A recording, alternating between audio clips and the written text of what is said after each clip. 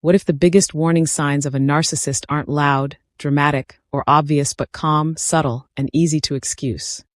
Most people don't notice them until much later. Welcome back to Narc Diary. This channel is for survivors seeking clarity, professionals and researchers studying narcissistic patterns, and anyone curious about how narcissistic behavior quietly unfolds before it's ever labeled or questioned. Looking back, the signs weren't explosive. They were quiet. I remember thinking they're just confident, just reserved, just misunderstood. From a psychologist's perspective, it tells us these are often early narcissistic signals. One quiet behavior is selective listening. A narcissist may seem attentive until the moment the conversation stops serving their image. They remember praise, but forget your concerns. Not because they didn't hear you, but because it didn't center them. Another subtle sign is gentle superiority.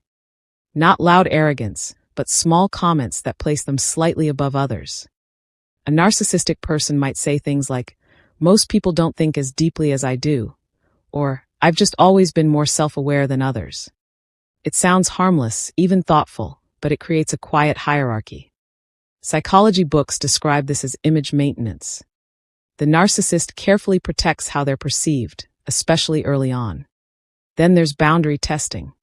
Nothing extreme. Just small moments where your limits are brushed aside, joked about, or delayed. If you feel uncomfortable but talk yourself out of it, that's important information.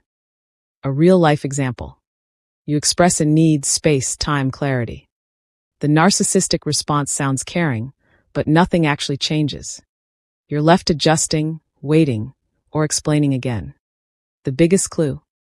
You start doubting yourself while the narcissist appears calm, reasonable, and unaffected.